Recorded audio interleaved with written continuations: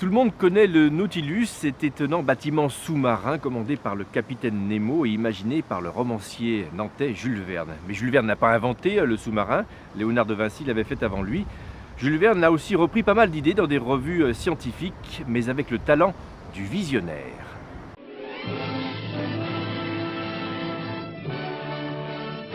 « 1954, le réalisateur américain Richard Fleischer donne vie au Nautilus, le sous-marin du capitaine Nemo.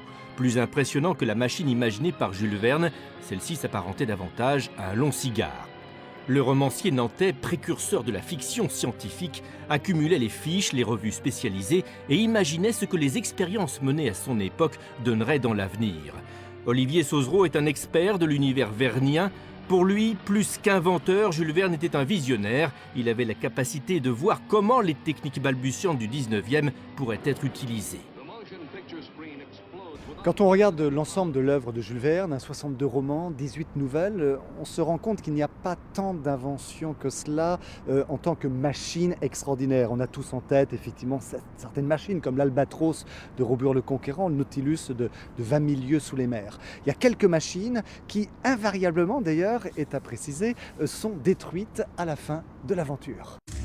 L'électricité, énergie du Nautilus et d'autres machines, le scaphandre autonome, l'hélicoptère, l'hydrogène, carburant d'avenir, le voyage sur la Lune, tout ou presque était inspiré de travaux scientifiques en cours. Rémi Guérin, auteur de Jules Verne, Testament d'un excentrique, a aussi invité le romancier nantais dans ses BD. S'il doit retenir une invention, ce sera celle présentée dans le château des Carpates, l'hologramme. L'esprit de Jules Verne, c'est pas un inventeur, mais c'est un visionnaire. Il sait s'appuyer sur des vrais documents scientifiques, sur du ressenti. Et il a décrit ce qui semble être réellement le tout premier hologramme de la littérature, en tout cas. Et puis qui a donné... alors je ne sais pas si c'est lui qui a donné naissance à ça. Enfin, en tout cas, l'hologramme tel qu'on le déploie aujourd'hui ressemble étrangement à la manière dont il l'a décrit lui dans son livre. Passionné de science, Jules Verne en voyait aussi les travers, comme l'asservissement par la technique ou la pollution industrielle. Il était très attaché à la science, même s'il la craignait aussi. C'est-à-dire que la science pour lui, c'était un double niveau, c'était un double tranchant.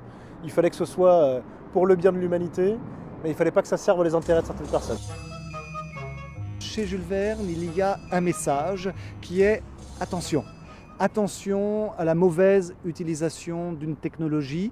Il y a preuve chez Jules Verne d'une anticipation, d'une étude de la société, du progrès. Le progrès peut-il rendre heureux?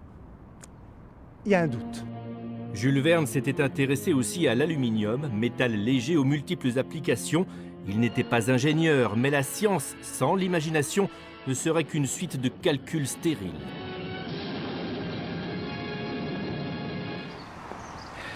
Mais Jules Verne s'est aussi un peu trompé. Il avait imaginé qu'on pourrait un jour utiliser l'énergie des volcans en activité.